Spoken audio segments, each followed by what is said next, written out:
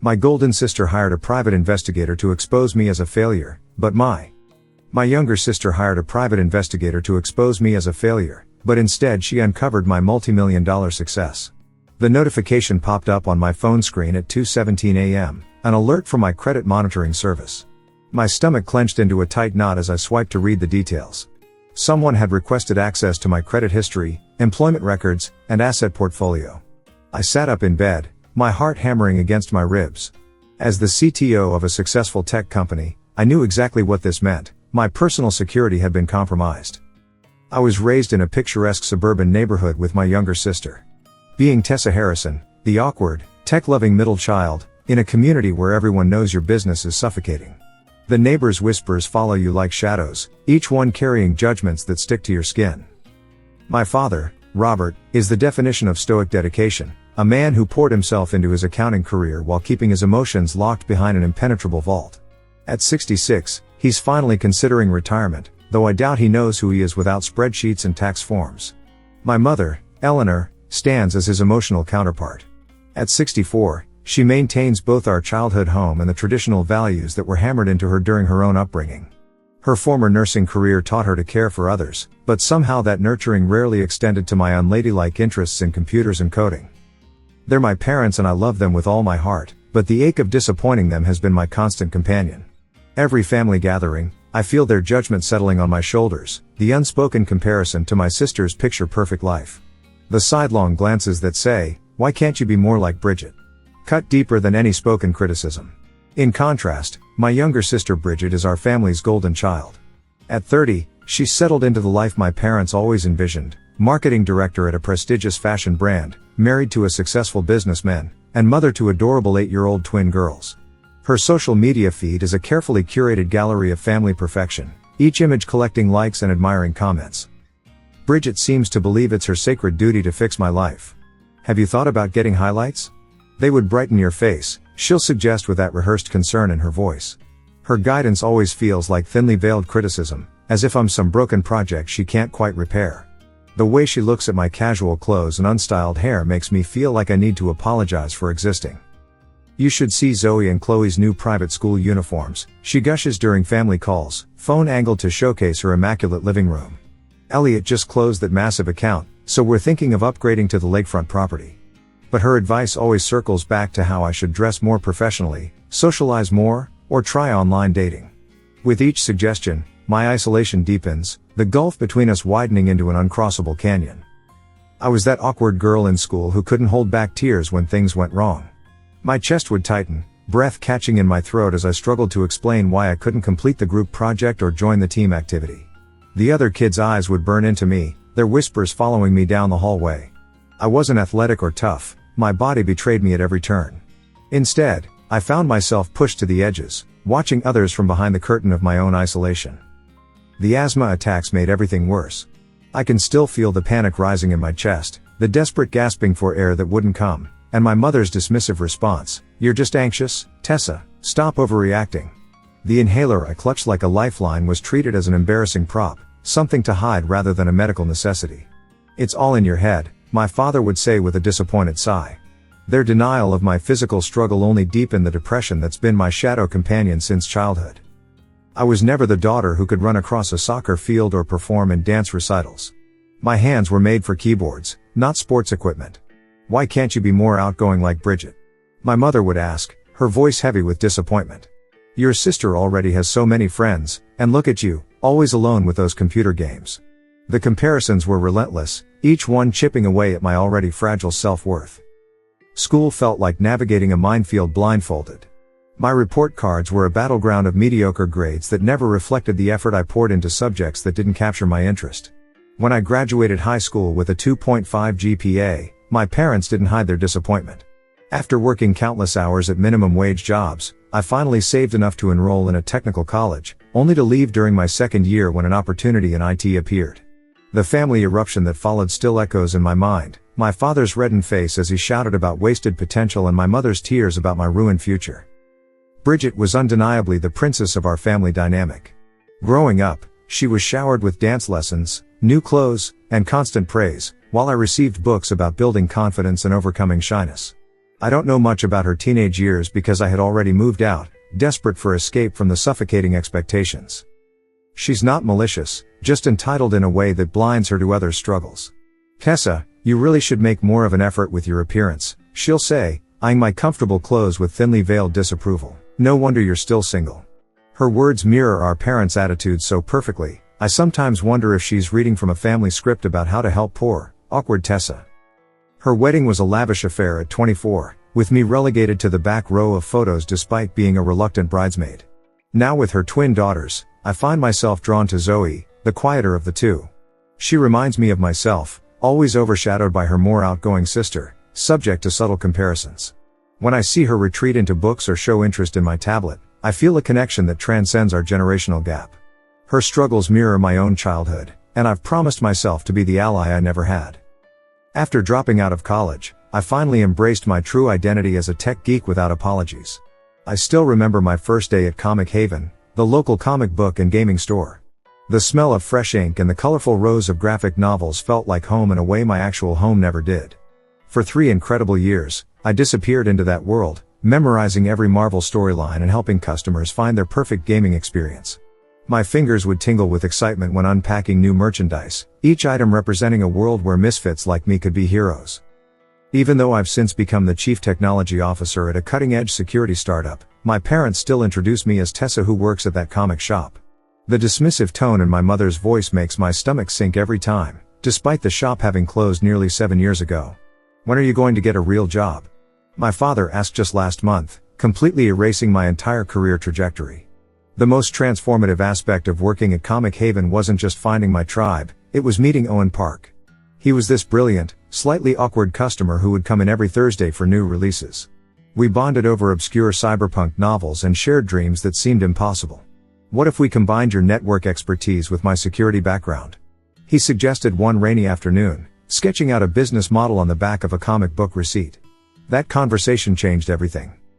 We launched our IT security firm from my cramped apartment, working 18-hour days fueled by cheap coffee and determination. I can still feel the euphoria of landing our first major client, my hands shaking as I signed the contract. 3 years of grinding work later, our innovative security protocol caught the attention of a tech giant. The acquisition meetings were surreal, sitting across from executives in suits who valued what we'd built at $17 million. "I want $3 million in cash and stock options," I remember saying, my voice steadier than my racing heart.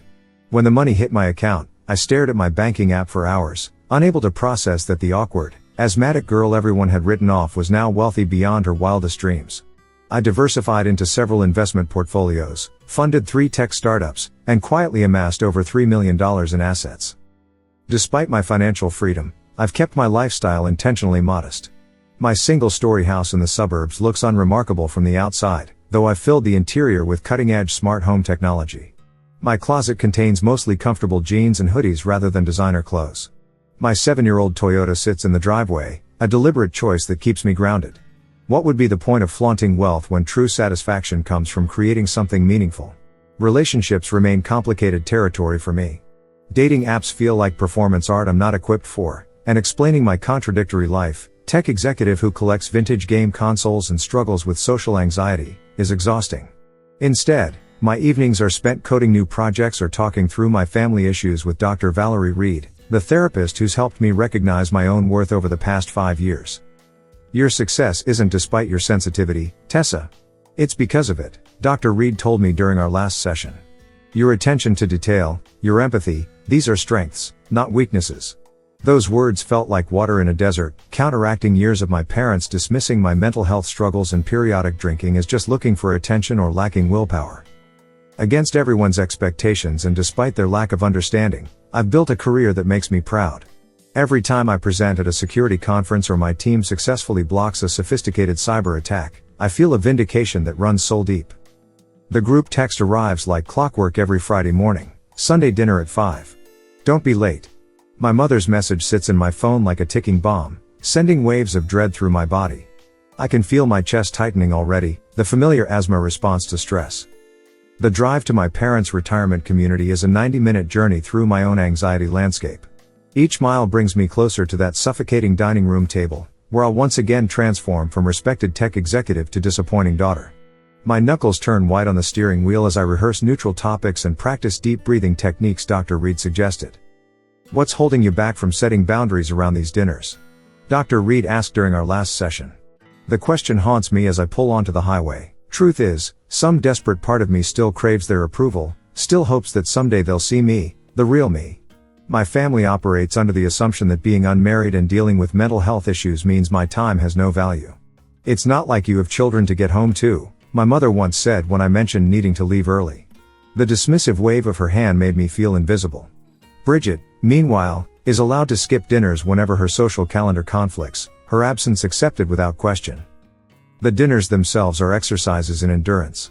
Have you tried that new dating app everyone's talking about? My mother asks, eyebrows raised hopefully. Eleanor from church has a nephew who works with computers too. Meanwhile, my father sighs and checks his watch whenever I speak. But the real spotlight always finds Bridget, who dominates conversation with detailed accounts of her marketing campaigns, her daughter's private school achievements, and her husband's business ventures. Did you see my Instagram post about our Aspen trip? Bridget asks, passing her phone around the table like it contains state secrets. We gained over 200 followers from that series. Her perfectly manicured nails tap through photos of a lifestyle I know she can barely afford, while my mother beams with pride. My technical explanation of preventing a major security breach that made national news receives only blank stares and a quick "that's nice, dear."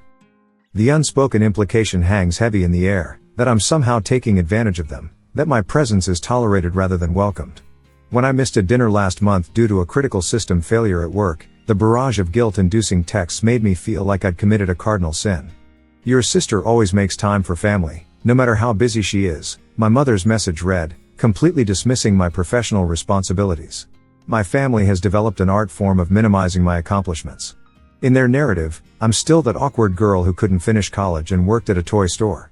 When neighbors inquire about me, my mother vaguely mentions that I do something with computers before eagerly shifting to Bridget's latest achievement.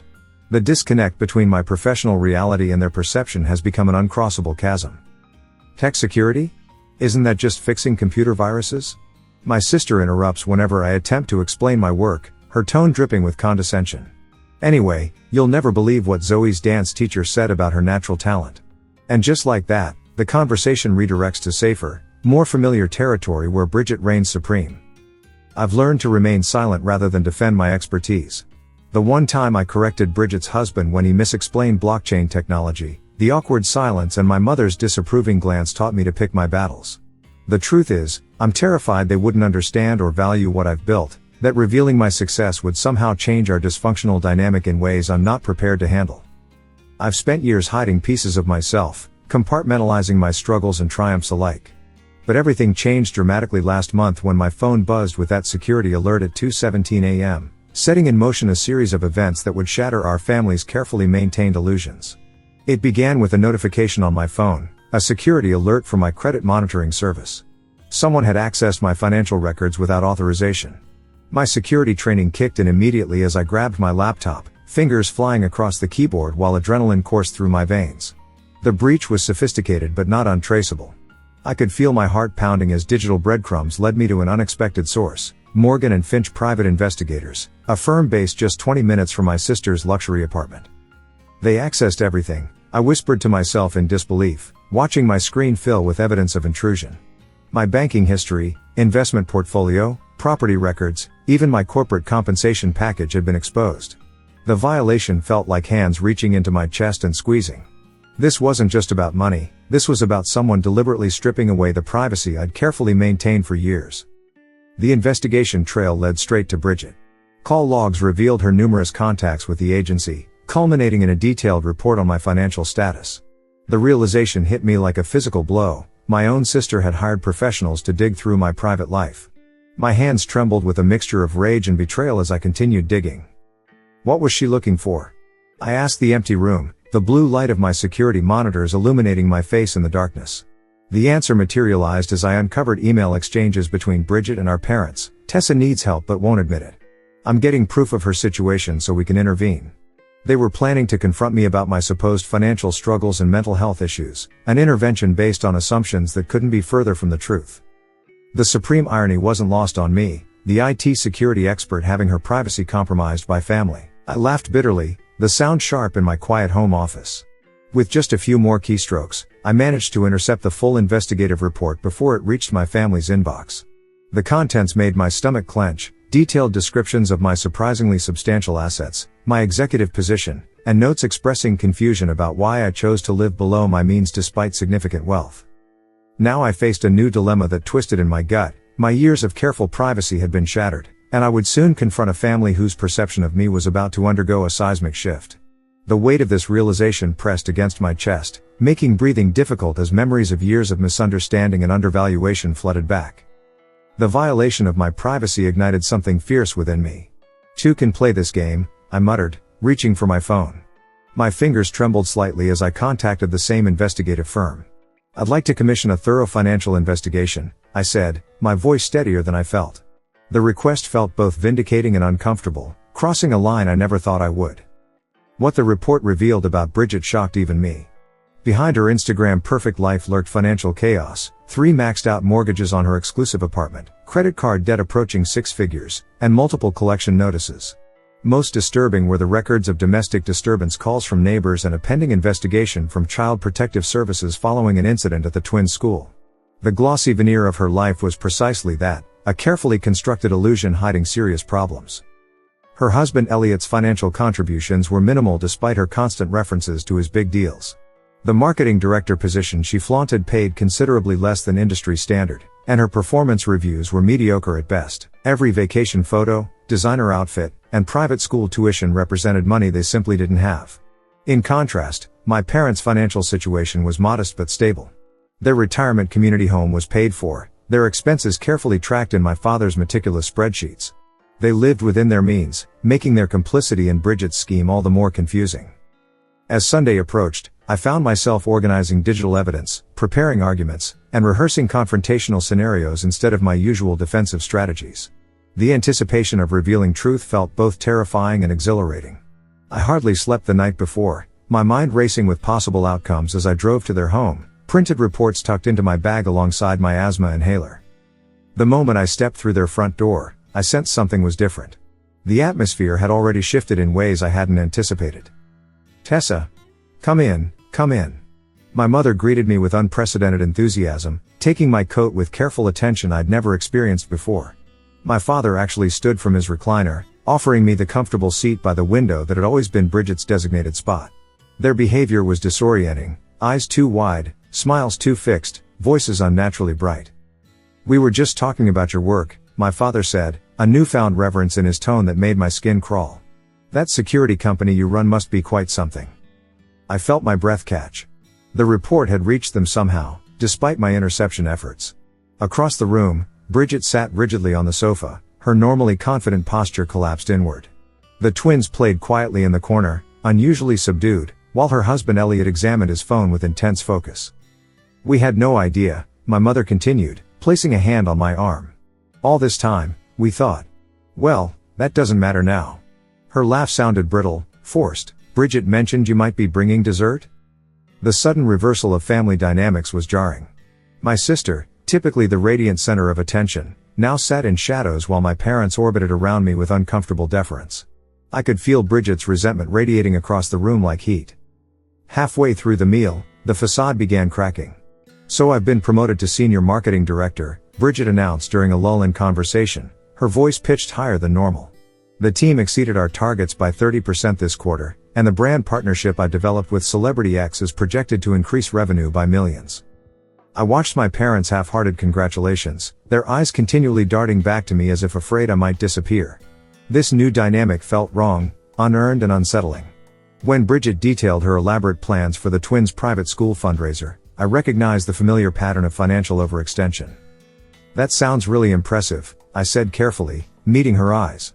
"Though it must be challenging to manage with the mortgage situation and the credit issues." The words hung in the air like smoke. Her fork clattered against her plate. "What did you just say?" "Congratulations on your promotion," I replied calmly. "I'm just concerned about the financial pressure you're under. 3 mortgages, credit card debt, the IRS payment schedule you're behind on, it seems unsustainable." The room fell into a suffocating silence. Elliot finally looked up from his phone, face draining of color. My parents exchanged alarmed glances. "You had no right," Bridget whispered, hands trembling.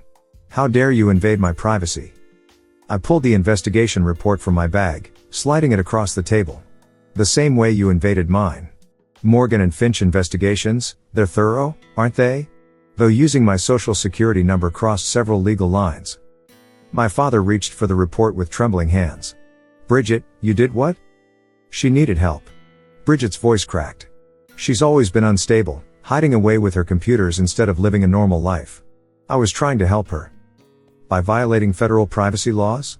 I asked, keeping my voice level despite the storm of emotions inside me. By planning an intervention based on assumptions about my life that were completely wrong? My mother began to cry, mascara tracking down her carefully made-up face. We just wanted what was best for you, she said weakly. You've always been so different. Different, I repeated, the word tasting bitter.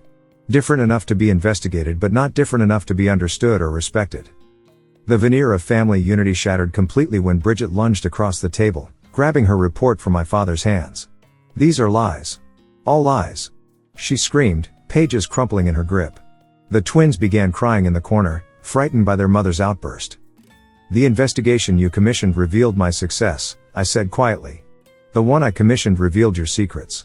Neither should have happened, but you started this. My parents' expressions shifted between shock, embarrassment, and a dawning horror as the full implications of both reports sank in. The golden child's pedestal was crumbling, while the family disappointment stood revealed as successful beyond their comprehension. This is who you really are, my father muttered, whether to me or Bridget, I couldn't tell. The disillusionment in his eyes carried decades of misplaced expectations and judgment.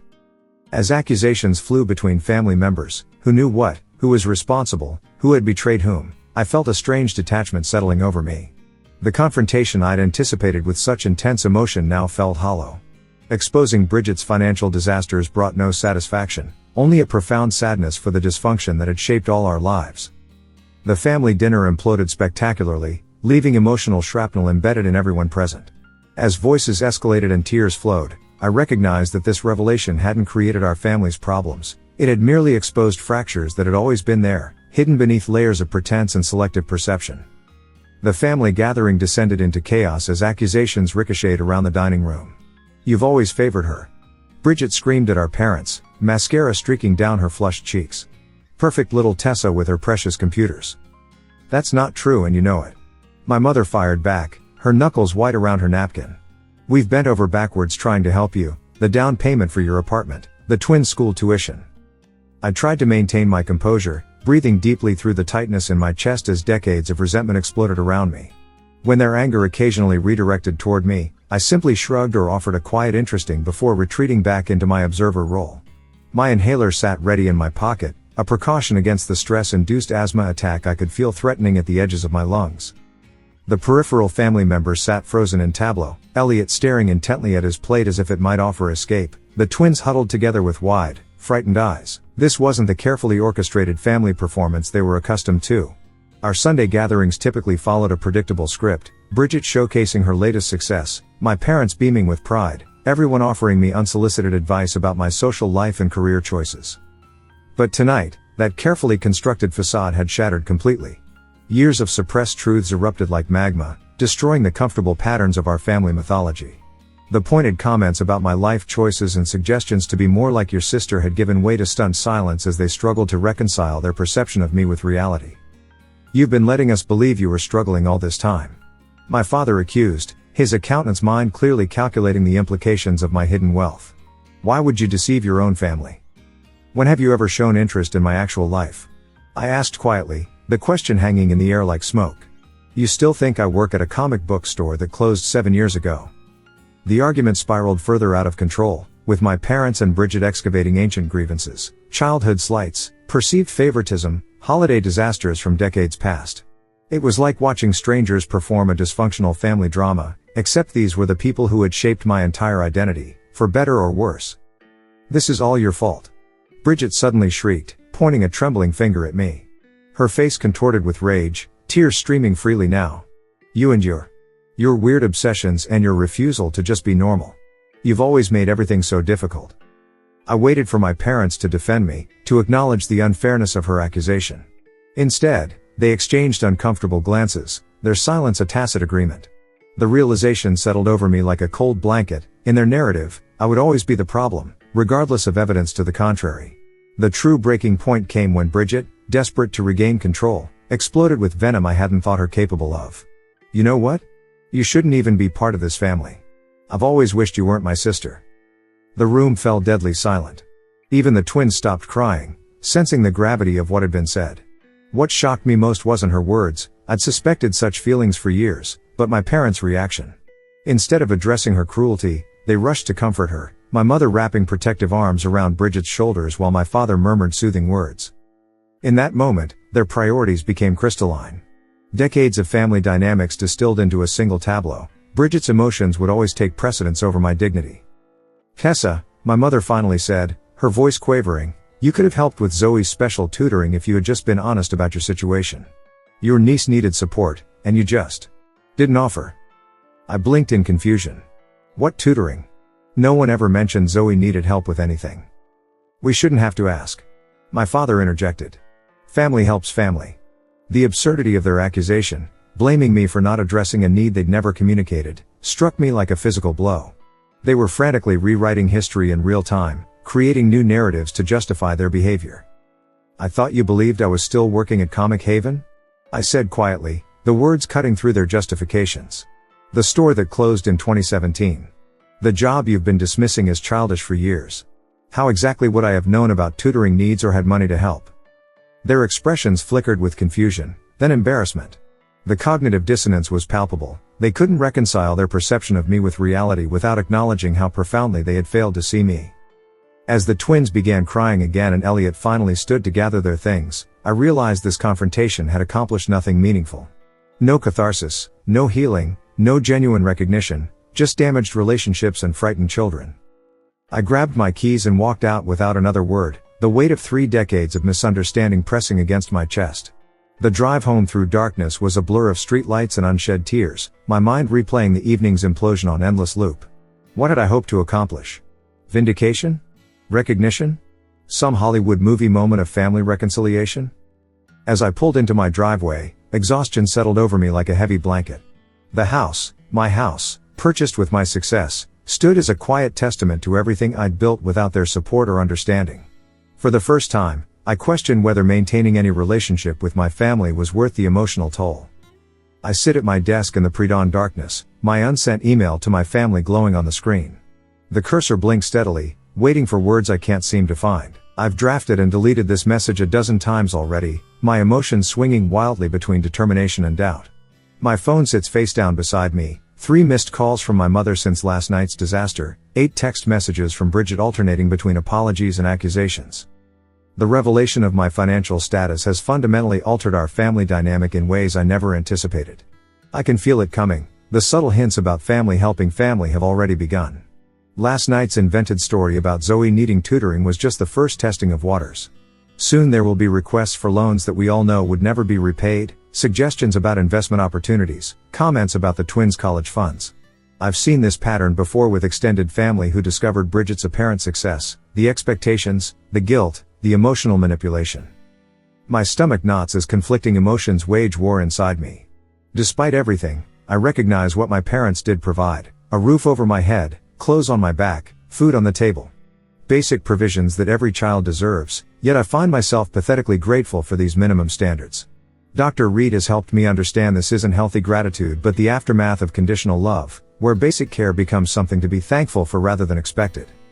Setting boundaries isn't about punishment, Dr. Reed told me in our emergency session this morning, her face serious on my laptop screen. It's about creating a healthy environment where you can thrive. Your family has demonstrated they don't respect your privacy or autonomy. What boundaries do you need to feel safe? The question resonates as I sip my coffee, watching the sunrise paint my living room in gentle gold. Growing up as the middle child meant navigating a household where I was neither the golden daughter nor the baby princess. Bridget's cruel words at dinner merely verbalized what I've always felt, that I somehow didn't belong in my own family. The memories surface with painful clarity: Bridget breaking my science fair project the night before judging, my parents dismissing it as just an accident, the constant comparisons to my more ladylike sister, the asthma attacks dismissed as attention-seeking.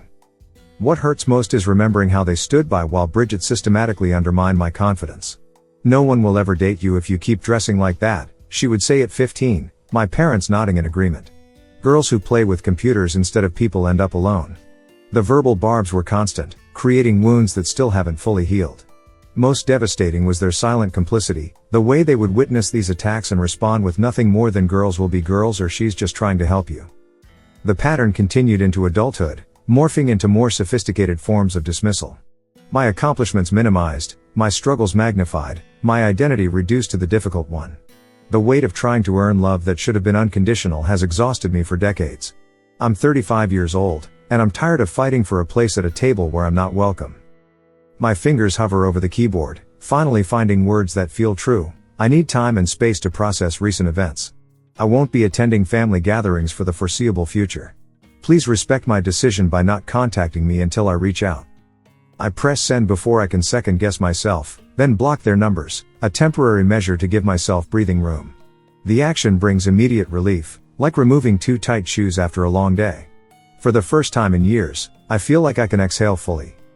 My thoughts drift to the future I might build without their shadows looming over me. What if I meet someone who sees me clearly and values me completely? The possibility of creating my own family based on acceptance rather than conditional approval feels both terrifying and exhilarating. How would I navigate potential relationships when explaining my family situation? My parents think I'm a failure despite my success, and my sister hired a private investigator to prove it isn't exactly first date conversation. More complex questions emerge as I consider longer-term scenarios. If I were to marry, would I invite them to the wedding? If I had children, what relationship would they have with grandparents who couldn't accept their mother? The questions multiply, each branching into new uncertainties that have no clear answers. My laptop chimes with a calendar reminder, coffee with Owen, 9:30 a.m. The thought of seeing him brings unexpected warmth. Since meeting at the cybersecurity conference last month, our professional collaboration has evolved into something that feels like friendship, possibly more. He understands the tech world's challenges for women, respects my expertise, and never once has made me feel like I need to be different. For the first time, I'm connecting with someone who sees me clearly and values what he sees. Perhaps the most powerful lesson from last night's confrontation isn't about my family at all, but about me. Despite their dismissal and Bridget's sabotage, I've built a successful career, financial stability, and the beginning of healthy relationships. Their narrative about who I am has proven false. Maybe it's time to fully embrace my own story, written on my own terms. I close my laptop and move to get ready for coffee with Owen. The future holds questions, but also possibilities I'm finally ready to explore. The weight of family expectation has lifted, leaving space for something new to grow. The response to my forum post came faster than I expected, my screen filling with supportive comments from strangers who somehow understood my situation with painful clarity. Your family doesn't value you, they valued the role you played in their dynamic, wrote someone with the username Boundary Builder. Now they'll value your wallet instead. The moment they discovered your success, their behavior changed not because they suddenly respected you, but because they saw potential benefit. The words hit with the force of recognition. I've been the family disappointment, the cautionary tale, the benchmark that made Bridget's conventional choices seem successful by comparison. My actual identity was irrelevant to the role I served in our family system. You are not defined by your family's perception, another comment emphasized. Everything you've shared shows they are the dysfunctional ones, not you. You sound like a compassionate, hardworking person who thrived despite emotional neglect. That takes incredible strength. These words from strangers bring tears to my eyes, validation I've never received from those who should have provided it first. The contrast is startling and sad. A particularly thoughtful response addresses my practical concerns. Block their numbers and live your life. You've already created success on your own terms. Limit contact however feels right to you. They want access to your resources, not a genuine relationship. Protect yourself accordingly. I take screenshots of these comments, sending them to Dr. Reed as we prepare for our next session. The collective wisdom of others who've walked similar paths feels like a roadmap through unfamiliar territory. Keep working with your therapist, advises a comment with dozens of supportive responses. Build a life where family obligation doesn't hold you back. Avoid circular conversations that go nowhere. Consider a fresh start somewhere new if that helps. The suggestion makes me pause. I hadn't considered relocating, but the idea holds appeal, a physical distance to match the emotional boundaries I'm establishing. My work is largely remote already, with occasional travel for conferences and client meetings. Perhaps a change of scenery would reinforce this new chapter. The most reassuring comments address my concerns about future relationships. You're not alone in making these difficult choices. Many people navigate complicated family dynamics while dating. Explaining toxic family relationships can be challenging, especially if your partner comes from a close-knit family, but the right person will understand and support your boundaries. This perspective eases my anxiety about potential relationship obstacles. The right partner wouldn't expect me to maintain harmful connections simply because of shared DNA.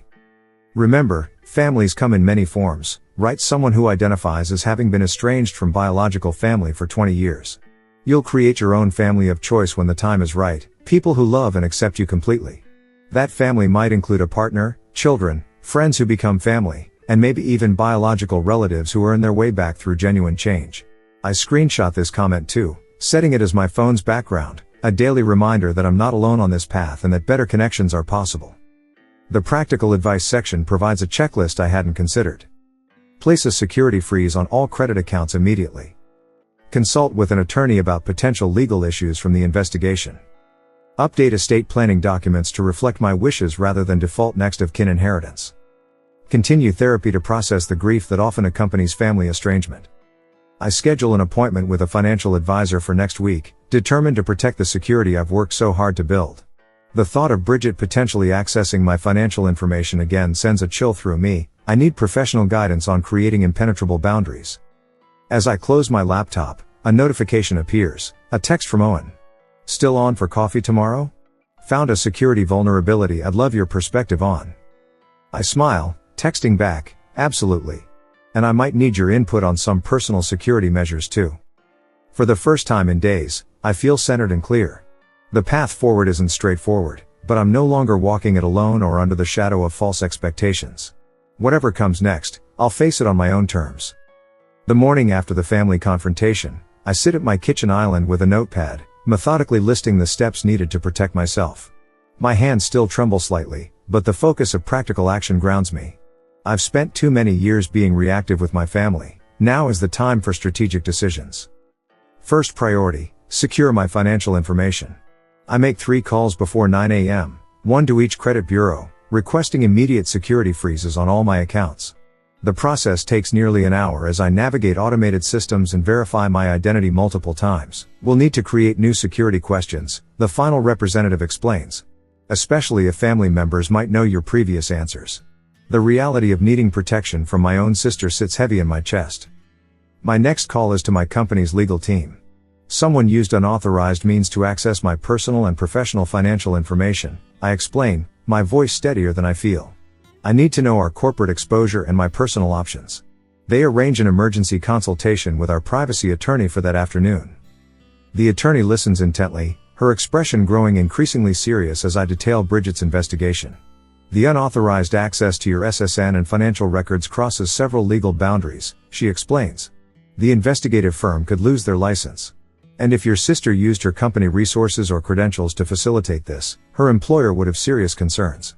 I hadn't considered the potential consequences for Bridget's career, and the thought brings complicated emotions. I don't want to destroy her life, I just need her out of mine. What would you like to do? The attorney asks gently. I want protection, not retribution, I answer after careful consideration. Let's draft a formal cease and desist to both Bridget and the investigation firm, documenting the privacy violations without filing charges, yet. Make it clear that any further intrusions will result in immediate legal action. That evening, I video chat with my financial advisor, who helps me prioritize my next steps. Your estate planning needs immediate attention, she emphasizes. Without proper documentation, your parents would indeed be your default beneficiaries. The thought of my carefully built wealth reverting to people who never believed in me is unacceptable. We schedule an appointment with an estate attorney to create a comprehensive will and living trust. Consider designating a medical power of attorney who isn't family, she suggests. And document your wishes regarding family access to you during any potential medical situations. These precautions feel both necessary and surreal, formal paperwork to protect myself from the people who should care most about my well-being. My final call is to Dr. Valerie Reed, requesting increased sessions to navigate this transition. Family estrangement brings a complex grief, she explains when I see her the next day. Even when the relationship was painful, there's still loss to process. Her validation helps me recognize the mixture of relief and sadness I've been feeling. This is necessary but not easy. We'll work on building your emotional fortress, she promises.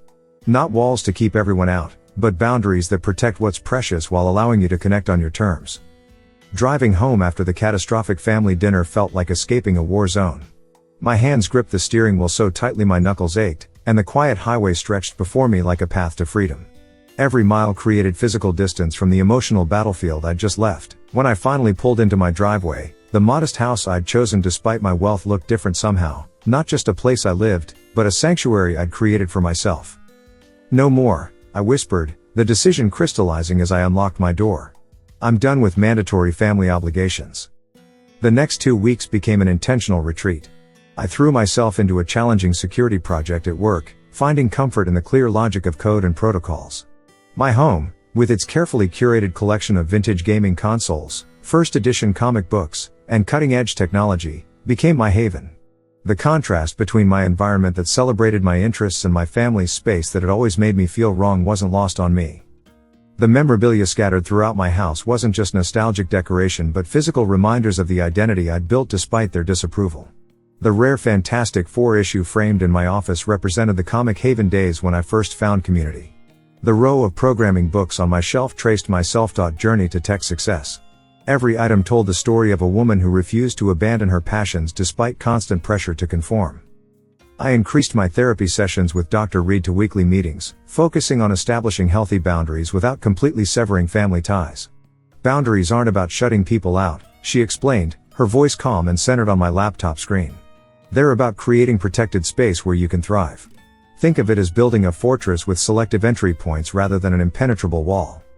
We worked together on specific strategies, limited duration coffee meetings instead of endless Sunday dinners, public locations rather than emotionally charged family homes, clear communication about which topics were open for discussion and which weren't. Your time and emotional energy are precious resources, Dr. Reed reminded me. You get to decide how they're spent. As spring turned to early summer, my thoughts increasingly turned toward the future, particularly relationships. After years of avoiding dating, partly due to the exhaustion of navigating family dynamics, I found myself considering possibilities I'd previously dismissed. Perhaps someone could see and appreciate me exactly as I am, without trying to remake me into someone more acceptable. The transformation came unexpectedly at the National Cybersecurity Conference in Boston. I was scheduled to present on advanced encryption protocols, a topic I'd dedicated years to mastering. The conference hall was packed with industry professionals, but one audience member stood out during the Q&A session. Have you considered how quantum computing developments might impact your encryption model? He asked, his question revealing both deep technical knowledge and innovative thinking. Owen Park introduced himself after my presentation, his confident handshake and direct eye contact immediately setting him apart from the typical awkward tech interactions. As senior security consultant for a major firm, he brought expertise that complemented my own. Our conversation flowed effortlessly from encryption specifics to broader industry trends, and when he suggested continuing our discussion over coffee, I surprised myself by accepting. One coffee meeting became weekly strategy sessions, which gradually evolved into dinners and weekend hikes. Owen was brilliant but grounded, with a refreshing blend of technical excellence and emotional intelligence. My parents never understood my career choices either, he shared during one evening walk. They wanted a doctor or lawyer, not someone who plays with computers all day. His understanding of complex family dynamics came from personal experience. I had to create serious boundaries with my mother after college, he explained over pizza one night. She saw my life choices as direct criticism of hers. It took years to establish a relationship based on who I actually am rather than who she wanted me to be. As our connection deepened, the unspoken question emerged: how would Owen fit into my complicated family situation? We discussed strategies over multiple evenings, analyzing the situation like the security experts we were, identifying vulnerabilities, establishing protocols, creating contingency plans. What if we approach this like gradually expanding network access? Owen suggested, sketching a diagram on a napkin. Start with extremely limited contact, short coffee meetings in public places, then slowly increase interaction based on how they respect your boundaries. The plan felt right, calculated but compassionate. Owen offered to accompany me, providing both moral support and a buffer against old family dynamics. Our first meeting was a 20-minute coffee with my parents at a neutral cafe, brief enough to limit potential conflict but long enough to signal willingness for connection. Those initial interactions were uncomfortably stiff. My parents seemed simultaneously eager to maintain contact with their newly discovered successful daughter and uncertain how to relate to me outside their established scripts. They watched Owen with transparent curiosity, clearly trying to reconcile his presence with their narrative about my social awkwardness.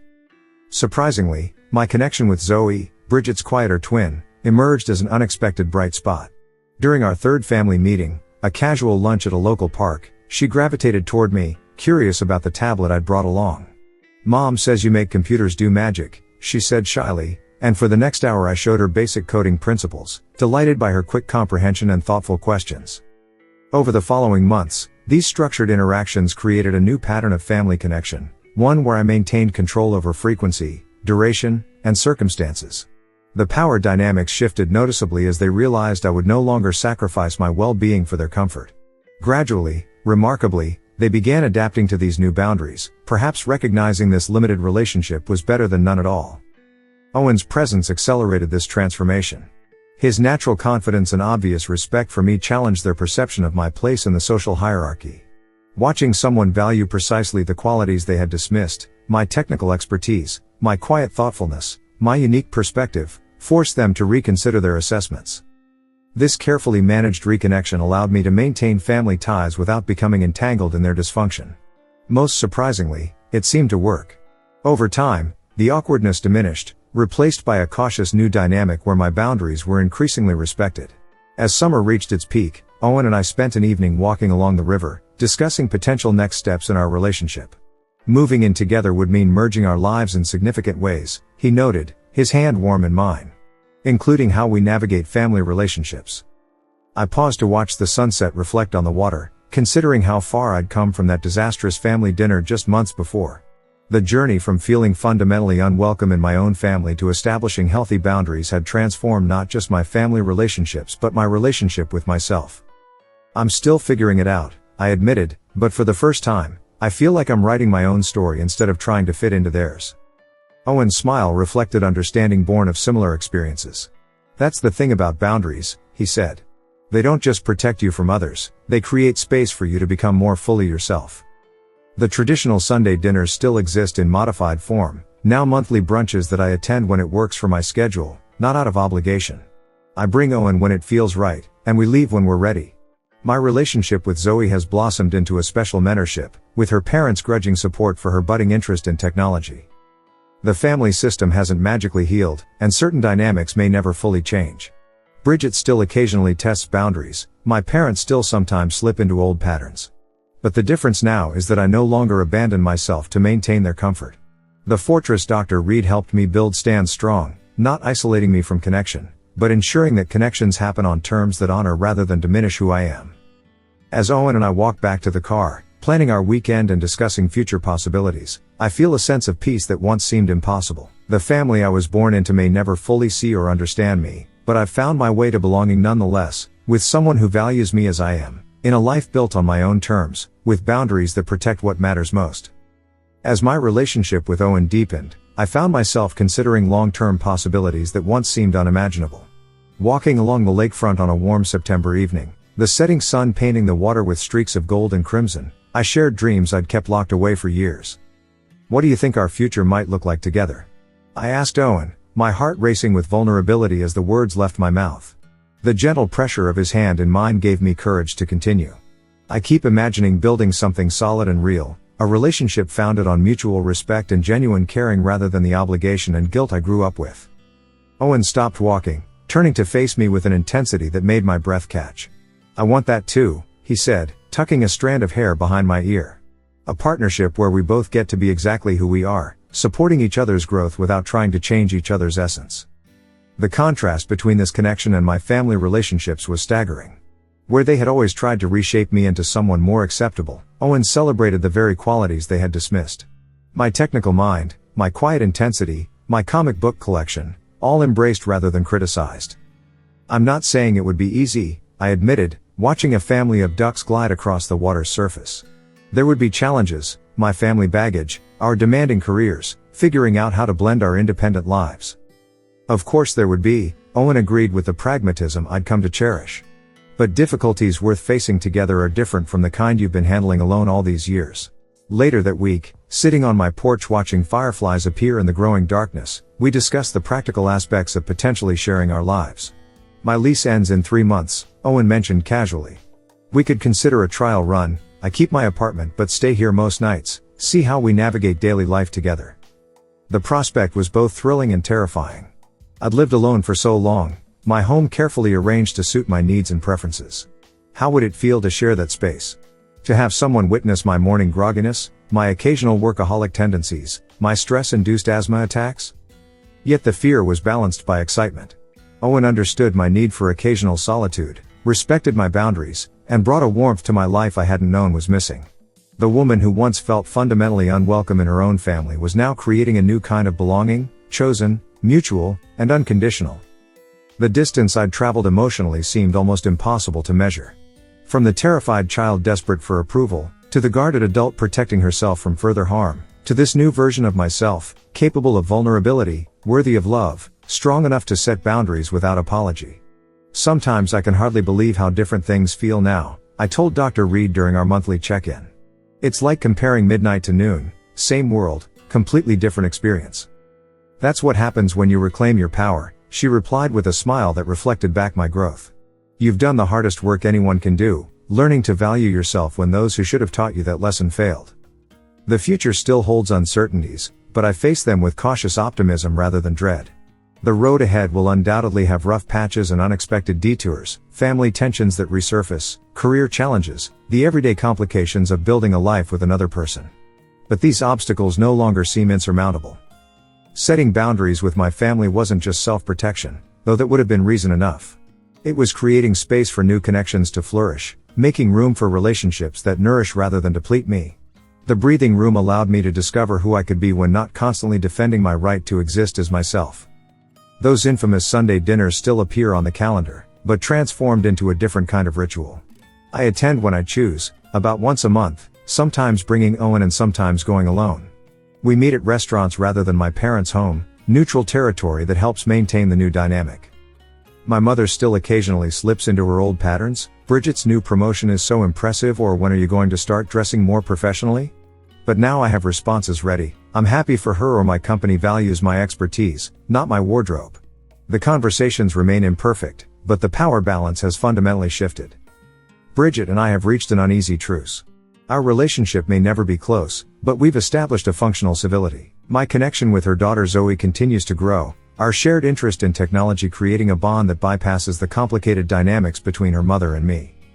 Balance remains the ongoing challenge, maintaining connection without sacrificing boundaries, engaging without becoming entangled. Some days I manage this dance gracefully, other days I stumble.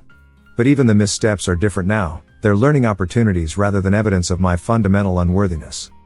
As Owen and I stand on the threshold of building something new together, I feel a sense of readiness I once thought impossible.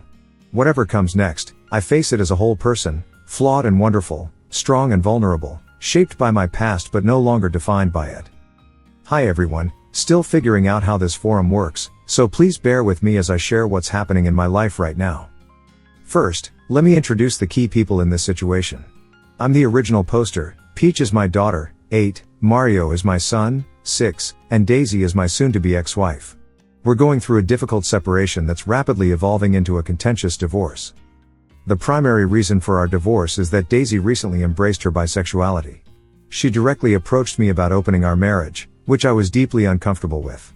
The situation deteriorated significantly when I discovered Daisy had been intimate with my coworker, who I also considered a close friend. This felt like a double betrayal, both from my home life and my workplace. As a police officer, this created an untenable situation for our marriage. I took some time away to process everything. Initially, Daisy made efforts to reconcile, but when it became clear I couldn't accept an open marriage regardless of her explanations and pleas, the situation turned hostile. Daisy's attitude shifted dramatically. She grew resentful, and my biggest fear became reality when she began using our children as pawns. She's been telling Peach that she had to leave our home because Daddy doesn't love us anymore. According to my daughter, Daisy claimed, he hates us and he's destroying our family. Hearing these words from my confused and heartbroken daughter devastated me. The children frequently visit Daisy at her mother's house where she's currently staying. Daisy and her new partner try to make these visits feel like exciting vacations, apparently attempting to position themselves as the fun parents while alienating the children from me. They shower them with gifts and treats. Beyond the emotional struggle, Daisy and I disagree on virtually everything, from division of property to financial support arrangements. The most difficult aspect, however, is determining custody and visitation schedules for Mario and Peach. Daisy actively fights against every compromise we attempt to negotiate. Her behavior seems self-sabotaging at times, as if she's intentionally making the situation more difficult. What truly disturbs me is how she's portraying me to our children, creating a narrative where I'm the villain in our family story. The evidence of this manipulation appears in heartbreaking ways. Peach and Mario have started asking uncomfortable questions that clearly originate from conversations with their mother. Why don't you like mommy's new friend? Or AP says they love us more than you do. These planted ideas create emotional turmoil in their young minds, forcing them to navigate adult conflicts they shouldn't have to understand. 3 weeks ago, I was immersed in a critical project at work, putting in substantial overtime to secure a promotion from patrol officer to homicide investigator. Daisy and I had reached what I thought was a reasonable arrangement. The children would stay primarily with her during this intensive period, with me taking weekend visits. When I arrived to drop off their packed bags after a weekend visit, Mario looked up at me with tears streaming down his face and asked, "Are you sending us away because you hate us like mommy says?" His small body trembled as I knelt to his level, my heart shattering into pieces. I wrapped my arms around him, feeling his tears soak through my shirt as I desperately assured him of my unconditional love. The following weekend visit was excruciating. Despite my efforts to create a warm, fun environment, both children remained withdrawn. Their responses to my questions were minimal, their usual enthusiasm for our favorite activities noticeably absent. The emotional distance between us felt wider than ever before, an invisible barrier I couldn't seem to break through. Today when I picked them up, the damage was even more apparent. Peach's normally bright eyes looked troubled as she climbed into my car. During our drive, she finally confessed something that stopped my heart. "Mommy says I have to choose who I love more, and if I love you, I'm hurting her." The profound confusion and guilt in her voice made my stomach clench. No child should ever face such an impossible, emotionally damaging choice. I'm struggling to determine the best path forward to shield them from further harm. This deliberate warping of family relationships is taking a visible toll on their emotional well-being. Peach has started saying she doesn't know how to love both parents, a concept no 8-year-old should have to grapple with. Watching my daughter suffer this manufactured conflict is becoming unbearable. Sometimes I question everything. Should I push forward with the divorce despite the escalating hostility? Is there a way to proceed while protecting my children's emotional health? Or should I consider the unthinkable, staying in a broken marriage to maintain peace? The advice from others has been adamant and consistent. Document everything and inform my attorney immediately. This behavior constitutes parental alienation, which courts take very seriously. While judges can order such manipulation to stop, enforcement remains challenging. Taking action promptly is essential, as the emotional damage compounds over time. Several people with similar experiences have urged me to maintain clear records of every interaction, consider therapy for the children, and potentially involve child welfare services if the emotional manipulation continues. One commenter shared how documentation of similar behavior significantly impacted their friend's custody case in favor of the parent being alienated. The consensus is clear: pursuing the divorce while protecting the children through legal channels is the healthiest long-term solution. Staying would likely allow the manipulation to continue while modeling a dysfunctional relationship. For my children's sake, I need to create a pathway to a healthier future, even if the journey there is painful. If you've experienced similar challenges with parental alienation during divorce, your insights would be valuable. Please share your experiences in the comments, and subscribe for updates on how this situation evolves.